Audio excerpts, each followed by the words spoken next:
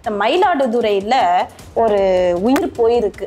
அது எதனால போச்சு அப்படின்னா, நல்ல காதல்ல போச்சா இல்ல கள்ளக்காதல்ல போச்சான்னு சொல்ல முடியல.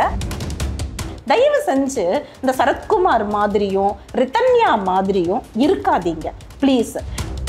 கல்யாணத்துக்கு முன்னாடி ஒன்று ப்ரெக்னென்ட் ஆயிடுறாங்க, இல்லைன்னா லிவ்இன்ல இருந்து நான் உன்னை நேசிக்கவே இல்லை, உன்னோட சாதாரணமாக சகஜமாக தான் பழகுனேன், அதை நீ காதல்னு நீ தப்பாக புரிஞ்சுக்கிட்டேன்னு சொல்லும் போது தான் இந்த மாதிரி காதலுக்காகலாம் உயிரை இழக்காதீங்க. நாட்டில் நம்ம சாதிக்க வேண்டியது நிறைய இருக்கு. ஆனால் ஒரு செகண்டாவது அவர் யோசிச்சிருந்திருக்கலாம், தன் குடும்பத்தை பற்றியாவது பார்த்துருந்துருக்கலாம். இந்த பொண்ணு முன்னாடி நல்லா வாழ்ந்து காமிச்சிருந்திருக்கலாம். வேலை செஞ்ச உழைச்ச உழைப்பு, நீங்க கஷ்டப்பட்டு வாழ்ந்த வாழ்க்கை எல்லாம் ஒரு நொடியில வீணா போயிடுச்சு.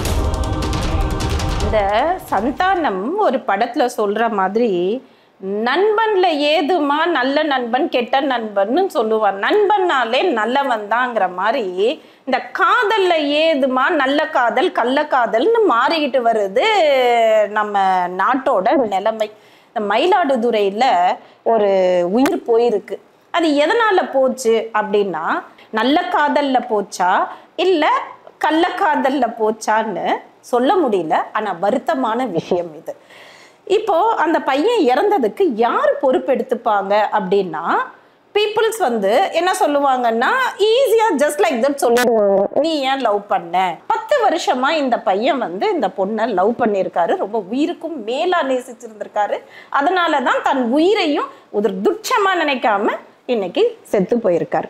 நீங்க கொஞ்சம் யோசிச்சு பாருங்க, இந்த பொண்ணு அட்லீஸ்ட் அவரை வேணான்னு சொன்னதுக்கு ஏதாவது ஒரு நல்ல காரணம் சொல்லி இருந்திருக்கலாம், இல்ல உட்கார்ந்து பேசி இருந்திருக்கலாம், ஏதாவது ஒரு வகையில ஒரு அந்த பையனை சமாதானம் அட்லீஸ்ட் பண்ணிட்டு இன்னொரு காதலுக்குள்ள இவங்க என்ட்ரா இருந்திருக்கலாம். ஆனா அதையெல்லாம் பண்ணாம, ஆம்பளை தானே, ஆம்பளை பையன் தானே, நான் அழவா போறான், சாகவா போறான், இல்ல வெளியில போய் யார்கிட்டயா சொல்லவா போறான், சொன்னாலும் நமக்கு தானே சப்போர்ட் பண்ண போறாங்க, ஆண்களுக்கு எங்க சப்போர்ட் பண்ண போறாங்க அப்படின்னு சொல்லி ஒரு உயிரை துச்சமா நினைச்சு இந்த பொண்ணு செஞ்ச செயல்னால ஒரு உயிர் போயிருச்சு. ஒரு குடும்பத்துக்கு தன் மகன் போயிட்டான், இனி வரவே மாட்டான். சரி, அடுத்த விஷயம் நம்ம பார்ப்போம். இன்னையோட காதல், இன்னைக்கு நடந்துகிட்டு இருக்க காதல், ஜென்யூன் காதல் இருக்கா அப்படின்னு பார்த்தா ஒரே ஒரு ஜென்யூன் காதல் கூட நம்ம பார்க்க முடியறது இல்லை.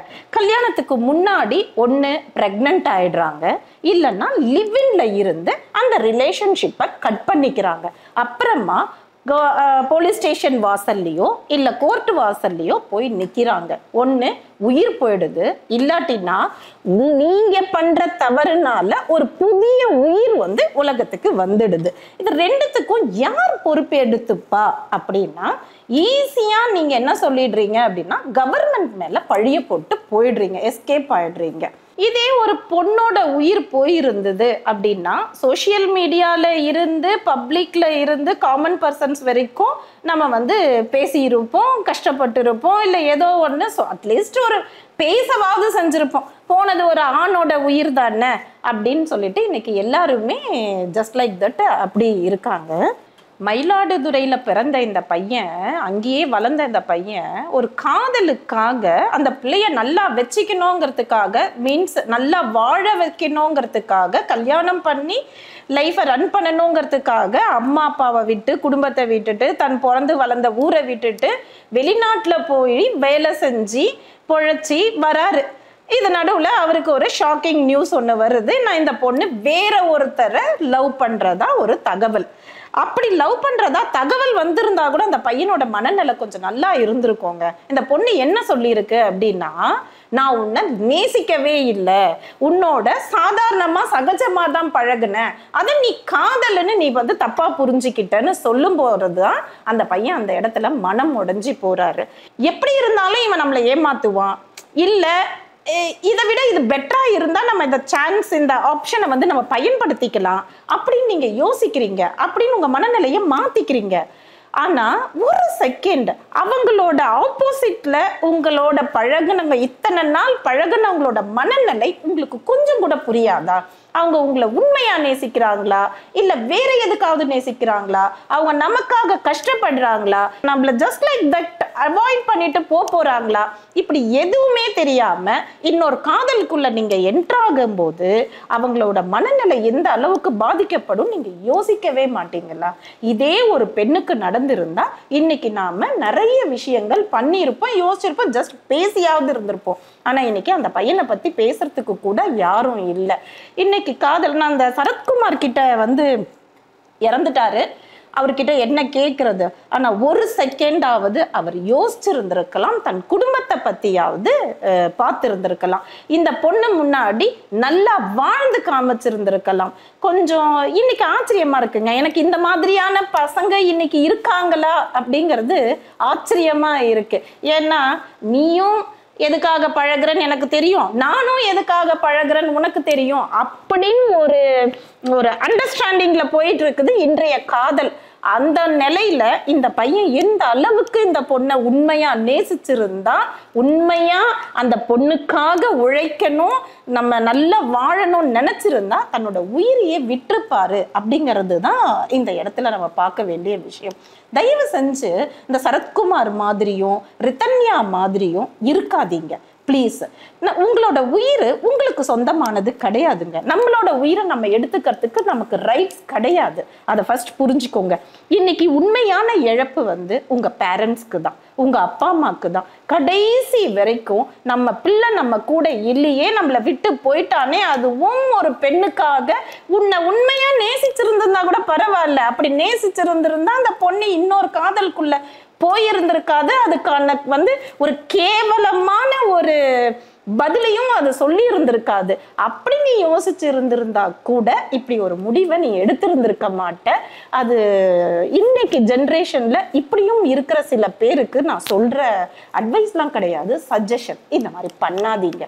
உயிர் அப்படிங்கிறது நம்ம விருப்பப்பட்டது கிடையாது. கடவுளோ இயற்கையோ நமக்கு கொடுத்தது. இந்த உலகத்துக்கு நம்மளை கொண்டு வந்தது நம்மளை பெத்தவங்க. அவங்களுக்கு தான் நம்ம வந்து இல்லை அப்படின்னா அவங்களுக்கு தான் முழுமையான இழப்புங்கிறத தயவு செஞ்சு புரிஞ்சுக்கோங்க.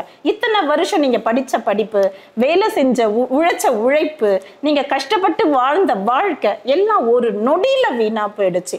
இன்னொரு லைஃப்குள்ள என்ட்ராகும் போது பெண்களா இருக்கட்டும் ஆண்களா இருக்கட்டும் சொல்லியிருக்காங்க, மீன்ஸ் ஒரே காதல் ஊரில் இல்லையடா அப்படின்னு ஒரு பாட்டுல கூட ஒரு வரி வந்திருக்கு. அது உண்மைதான். ஒரே காதல் ஊரில் இல்லை, ஒரே காதல் கண்டிப்பா இல்லை. அதை சொன்னாலும் தப்பா எடுத்துக்குவீங்க, பட் அதான் ஃபேக்ட். ஒரே காதல் ஊரில் கிடையாது. காதல் மாறுபடும், கரெக்ட் தான், ஓகே. ஆனா அதை நீங்க ப்ராப்பரா சொல்லுங்க, அவனுக்கு எக்ஸ்பிளைன் பண்ணுங்க. உங்களை ரெண்டு பேர் ஒரு கமிட்மெண்ட்ல இருக்கீங்க, ரெண்டு பேரும் ஒரு கனெக்ஷன்ல இருக்கீங்க அப்படின்னா, ஒரு ரிலேஷன்ஷிப்ல இருக்கீங்கன்னா, ஒருத்தர் விலக போறீங்கன்னா அந்த இன்னொருத்தருக்கு கரெக்டான சமாதானத்தை கொடுங்க. நீங்க அவங்களோட உயிரையும் சரி மனசையும் சரி கொஞ்சம் கூட கேர் பண்ண மாட்டேங்கிறீங்க. நான் கேட்கிறேன், இன்னைக்கு நீ இந்த பையனை ஏமாத்திட்டு போன மாதிரி நாளைக்கு அவர் உன்னை ஏமாத்திட்டு போனா நீ என்னமா பண்ணுவ? உனக்கு யோசிக்கிற அந்த திறன் கூட கிடையாதா? நம்ம ஒரு செகண்ட்ல சொல்லிட்ட, உன்னை நான் நேசிக்கவே இல்லை, நீ சகஜமா தான் பழகுன, நீ அதான் அதை காதல்னு புரிஞ்சுக்கிட்ட அப்படின்னு சொல்லிட்டு இதே வார்த்தைய உன்கிட்ட இன்னொருத்தர் சொல்றதுக்கு ரொம்ப நாள் கிடையாது.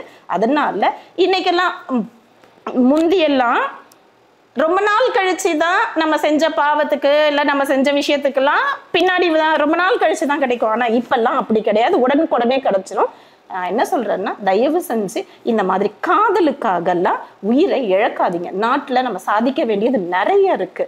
பிறந்தோம் வளர்ந்தோம் வாழ்ந்தோம் கல்யாணம் பண்ணோம் குழந்தை பெற்றோம் செத்து போனோம்னு வாழாதீங்க. அதை தாண்டி நிறைய ரெஸ்பான்சிபிலிட்டிஸ் நமக்கு இருக்கு. ப்ளீஸ் அதை புரிஞ்சு நடந்துக்கோங்க. நம்மளோட உயிர் நமக்கு ரொம்ப இம்பார்ட்டன்ட்.